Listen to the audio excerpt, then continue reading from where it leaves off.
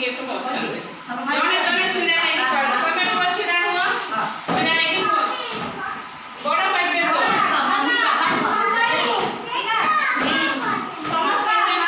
ସମସ୍ତଙ୍କ ଘରେ ଆମର କ'ଣ ଅଛନ୍ତି ସମସ୍ତଙ୍କ ଘରେ ବାପା ଅଛନ୍ତି ମାମା ଅଛନ୍ତି ଜେଜେ ଅଛନ୍ତି ମା ଅଛନ୍ତି ଆଉ ବଡ଼ ବାପା ବି ଅଛନ୍ତି ବଡ଼ ବୋଉ ବି ଅଛନ୍ତି ଆଉ ସାନ ବାପା ବା କକା ଖୁଡି ଏତେ ସମସ୍ତେ ଅଛନ୍ତି ଯାହା ଘରେ ସମସ୍ତେ ଅଛନ୍ତି ନାନୀ ଅଛନ୍ତି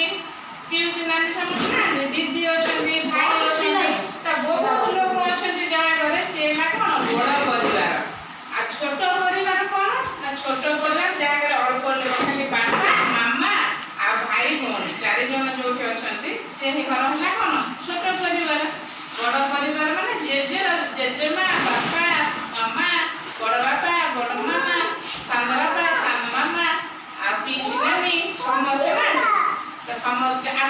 ତାହେଲେ ଏବେ କହିଲ କାହା ଘର ବଡ଼ ପରିବାର କାହା ଘର ଛୋଟ ପରିବାର କୁହନି କିଏ କହିପାରିବ ବଡ଼ ପରିବାର କାହାର ଅଛି ତମର ବଡ଼ ପରିବାର ବଡ଼ ବାପା ବଡ଼ ମାମା ନାହାନ୍ତି ଆଉ ତମ ବଡ଼ ବାପା ଅଛନ୍ତି ବଡ଼ ମାମା ଅଛନ୍ତି ନାନୀ ଅଛନ୍ତି ଦିଦି ଅଛନ୍ତି ସମସ୍ତେ ଅଛନ୍ତି ହଁ ଜେଜ ମା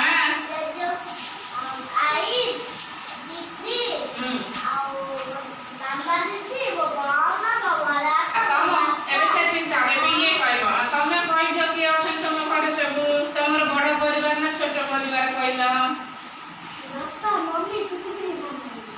ହଁ ତମର ଛୋଟ ପରିବାର ତମର ଖାଲି ବାପା ମମି ଦିଦି ତମେ ଅଛ ତମର ଛୋଟ ପରିବାର ଆଉ ତାଙ୍କର ଅଛି ବଡ଼ ପରିବାର ତାଙ୍କ ଯେ ମା ବଡ଼ ବାପା ବଡ଼ ମାମା ତାଙ୍କ ମାମା ବାପା ସମସ୍ତେ ଅଛନ୍ତି ଦିଦି ଭାଇ ସମସ୍ତେ ଅଛନ୍ତି ତାଙ୍କର ହେଲା ବଡ଼ ପରିବାର ହଁ ଆଉ ତମର ଏଠି ବଡ଼ ପରିବାର ସମସ୍ତେ ଅଛନ୍ତି ତେଣୁ ବଡ଼ ପରିବାର ଛୋଟ ପରିବାର କ'ଣ ସମସ୍ତେ ଜାଣିପାରିଲେ ଆଉ ଛୋଟ ପରିବାର ରହିଲେ କ'ଣ ହବ ଆମର ଅସୁବିଧା ଯଦି ମାମା